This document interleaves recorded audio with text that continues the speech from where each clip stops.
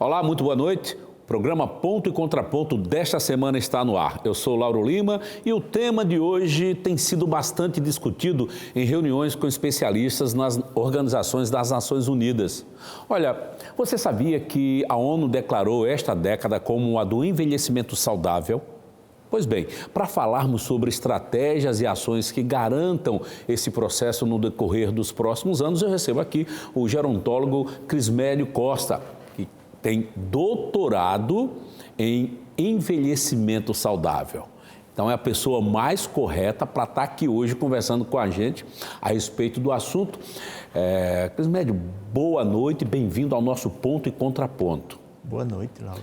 Olha, para a gente começar, eu gostaria de saber o seguinte: quais as estratégias, que se deseja desenvolver para fazer realmente dessa década a década do envelhecimento saudável? E na sequência eu vou fazer uma próxima pergunta que já deixo aqui no ar. E por que foi declarado isso agora? Pois é, o maior triunfo da humanidade é o envelhecimento humano. Tratar dessa temática não basta chegar à idade de 60 anos ou mais.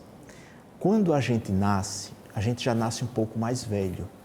E ao longo da vida é necessário tratar do assunto do envelhecimento, de uma educação para o envelhecimento. As pessoas que vivem muito, ou os longevos e longevas, tiveram oportunidades e também uma educação ao longo da vida, ou emocional, ou relações sociais positivas, que fortaleceram para que chegassem aonde estão. Então, hoje é necessário que a sociedade como um todo trate da questão do envelhecimento não só na saúde, mas no cuidado social, no cuidado institucional e no cuidado da pessoa. É preciso que as pessoas tenham acesso às informações, a essa tecnologia que o mundo está oferecendo para viverem melhor, com autonomia e não ver a velhice como um ponto final, mas como um mundo de possibilidades e criatividades.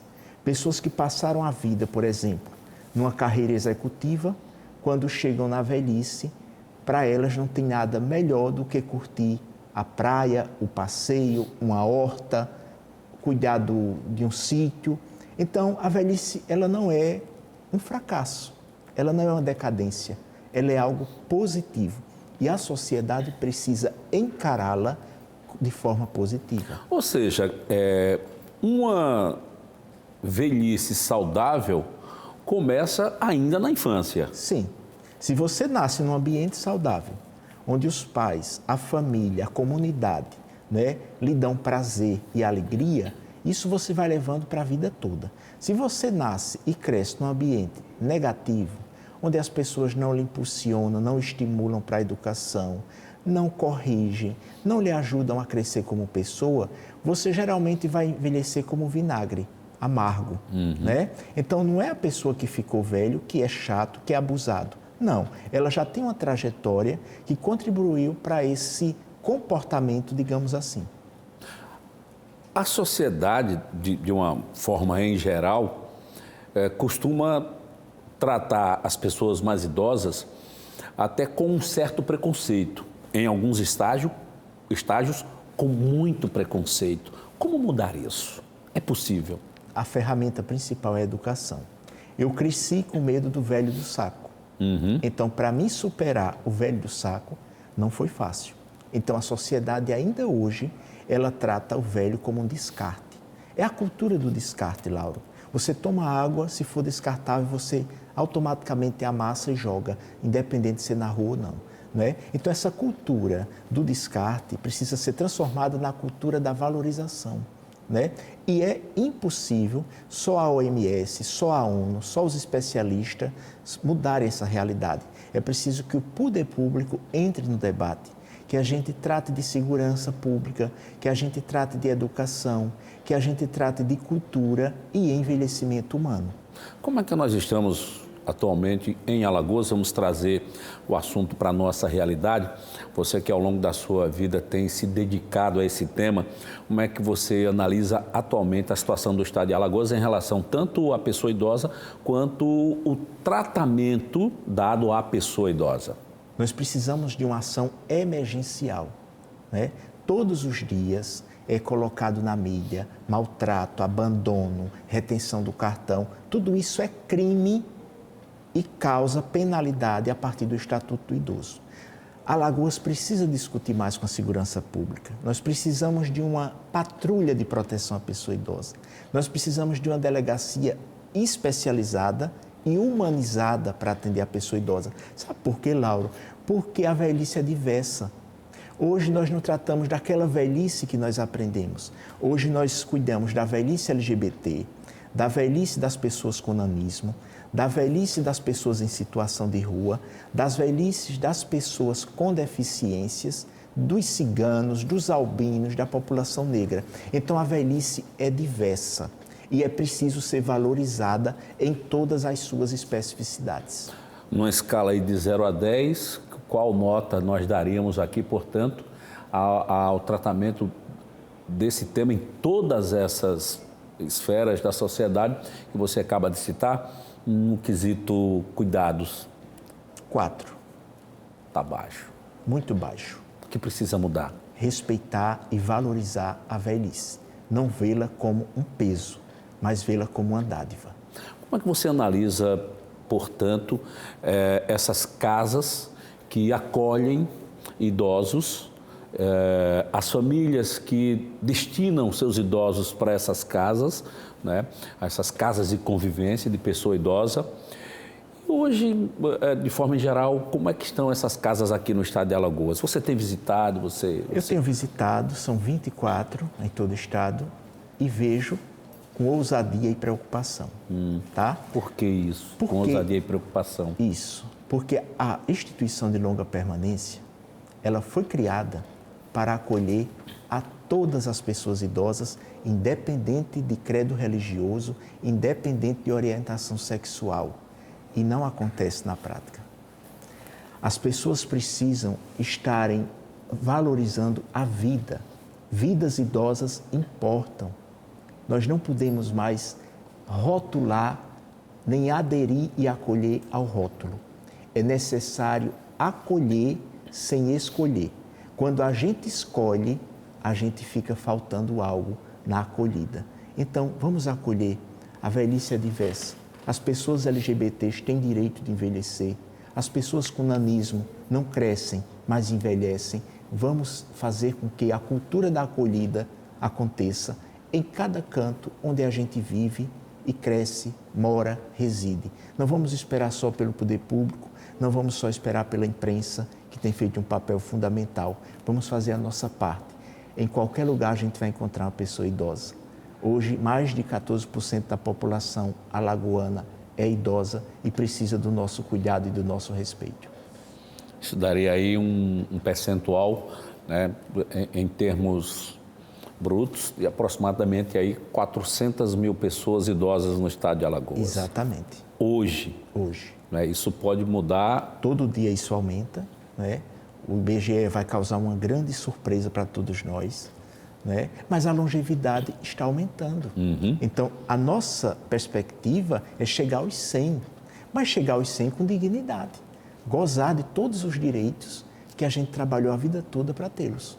Inclusive, entre essas estratégias traçadas pela ONU em relação a essa chamada década do envelhecimento saudável, um dos aspectos é exatamente tratar da independência do idoso. E a gente fala sobre isso daqui a pouquinho, depois do intervalo, tá bom? Combinado. 2 minutos e a gente já volta com ponto e contraponto.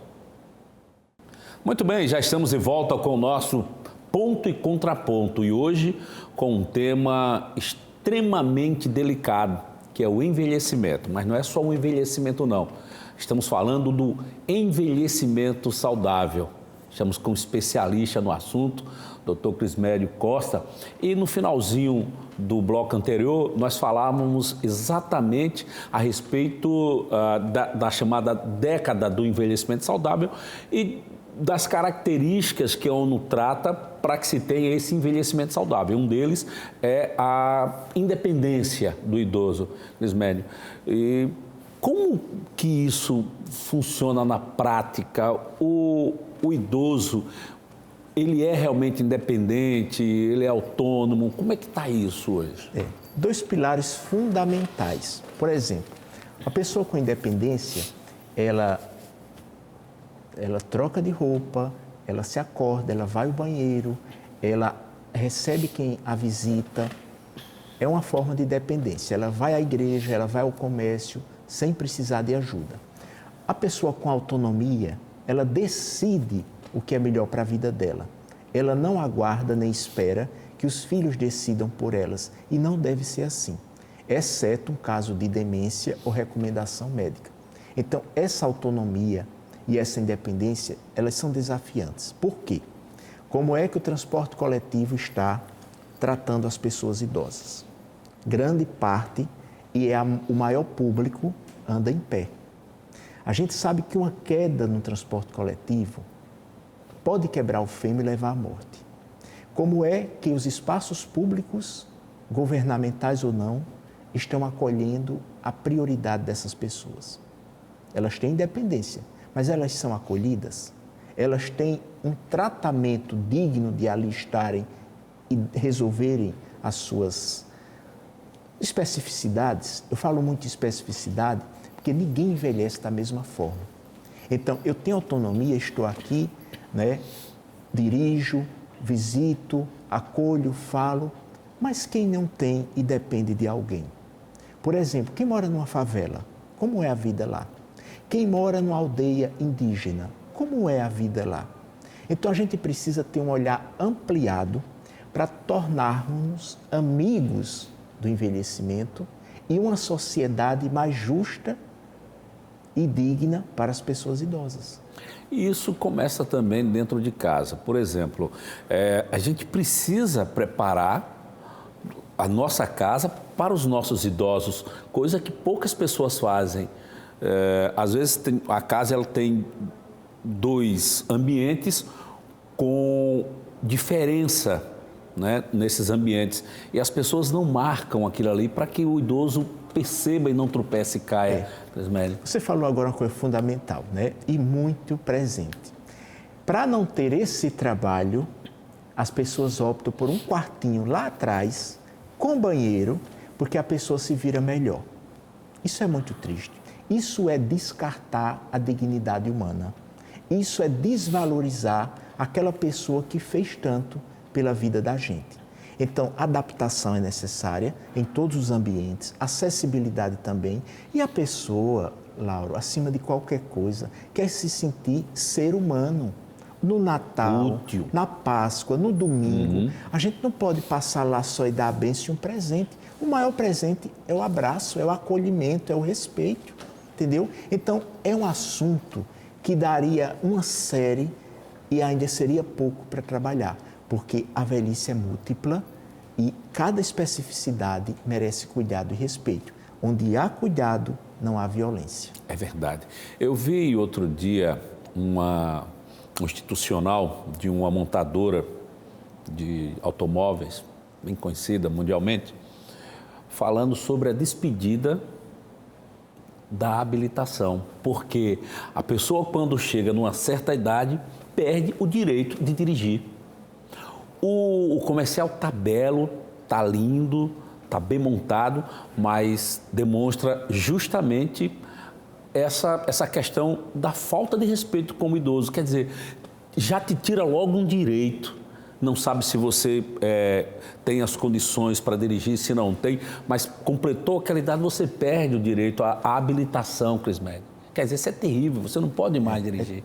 Passa a ser dependente. Isso, é tirar um direito. É como a política de trabalho. Eu falo muito que a política de trabalho, hoje os maiores mestres da minha vida são pessoas com mais de 80 e pessoas nitidamente com a sabedoria preservada, com a sua autonomia preservada, com o seu potencial em alta. E essas pessoas recebem um título de emérito da universidade e vai para casa. Mas são pessoas, não só estas das universidades, mas outras que se aposentam aos 60 ou antes, e ficam excluídas do mercado de trabalho. Quem é que serve mais do que uma pessoa idosa? Quem é que respeita mais uma pessoa idosa? Então, as empresas poderiam fortalecer essa política de trabalho, reduzindo a carga horária, mas dando a utilidade que a pessoa pede. Porque a sabedoria, a gente não aprende na academia, a gente aprende na vida. É verdade. Né? O conhecimento, sim, mas a sabedoria pertence às pessoas mais velhas. A minha mãe, Dona Anita, porque eu tenho um imenso respeito, ela tem 84 anos de idade. Outro dia ela chegou assim para mim e me perguntou: meu filho, você sabe quando se perde uma biblioteca? Falei: caramba, mamãe, não sei não. Ela disse: quando morre um idoso. Eu parei, falei: caramba, tá certíssimo. É uma enciclopédia, né? É ensinamento, conforme você acabou de dizer aí, que vem sendo a vida inteira. E a gente, infelizmente, costuma descartar isso com tanta facilidade. Por isso esse tema tão atual, tão importante, que as pessoas precisam entender melhor, não é, Crismédio? Precisam compreender, não é? Não é coisa do outro mundo. É necessário apenas compreensão e respeito. Se há respeito, não há violência, não há outros tipos de até crimes, né? Respeite o benefício do seu pai, da sua mãe, do seu avô. Eles adquiriram com suor, eles podem lhe ajudar, mas deixe a autonomia com eles. Deixe que a dignidade deles esteja sempre em alta. Porque muitas vezes eles se abatem e se entristecem, mas não querem incomodar. Por quê? Porque o laço de afeto é muito forte. Então a gente vê aí a subnotificação aumentando. Por quê? Porque a maior parte das violações às pessoas idosas acontece dentro de casa, por pessoas muito próximas. E por ser próximas, elas têm laços. As pessoas idosas sabem amar de verdade. As pessoas idosas sabem expressar o amor e a ternura com verdade. Então é necessário que nós respeitemos, né? Façamos uma avaliação profunda e deixemos que a velhice vá até onde ela deve ir com a dignidade preservada. Nelson Rodrigues, grande escritor brasileiro, uma vez ele disse assim: se os jovens soubessem e os velhos pudessem. Eu respeito muito, mas eu acho que hoje os velhos já podem, ou melhor, eles precisam poder, não é, Crismédio? A gente precisa deixar. Sim, eu não sei se você já passou por essa experiência, Lauro, mas acontece muito de o filho ou o neto trazer a namorada para apresentar, mas apresenta numa rapidez e os amigos e deseja sair logo da presença do pai e da mãe, né? A mesma coisa em qualquer festa da família. Apresenta, agradece e sai. Então, por que não envolve? A gente chama isso de intergeracionalidade, né? Um conversando com o outro. Às vezes as pessoas idosas não gostam de gíria, porque a gente nunca deu abertura para a gíria, né? Mas se a gente der abertura, se a gente acolher, a gente não vai se arrepender, porque a gente só vai buscar sabedoria e ter sabedoria até na hora de algumas adversidades e de algumas situações da vida que nos desafiam. Nós estamos vivendo aí um período de intensa modificação no modo de ver as coisas de forma geral por conta dessa chamada era da internet. Muda tudo, as pessoas estão passando por mudanças internas também e é algo muito jovem. Mas não significa dizer que o idoso também não esteja preparado para essa era digital, não é, Crismédio? É importante que o idoso também se envolva nisso, do ponto de vista da sua saúde. E deseja. São várias as pessoas que querem um smartphone, por exemplo. Até ganha, mas ninguém tem paciência de ensinar, nem ninguém quer que as pessoas façam por elas, né? A pandemia trouxe um resultado positivo no sentido do Brasil enxergar o quanto de longevos e longevas ele tem. E quem mais sofreu por falta de ar e dignidade na pandemia foram as pessoas idosas. É verdade. O movimento Vidas Idosas Importam, que é um movimento nacional, ele nasceu na pandemia, justamente tentando não deixar ninguém de fora, defender a diversidade e os direitos humanos das pessoas idosas. Ismael, obrigado por ter estado hoje aqui com a gente para falar sobre esse assunto, tá? Eu que agradeço, e a TV Ponta Verde é uma TV amiga da pessoa idosa. É verdade. Obrigado, uma boa semana para você. Boa semana para você que está em casa também, principalmente para você, pessoa idosa. A gente vai ficando por aqui, volta a se encontrar no próximo sábado. Eu me despeço agradecendo aqui a parceria comercial com a Fabricato Móveis. Tchau, tchau, um grande abraço e até o próximo sábado.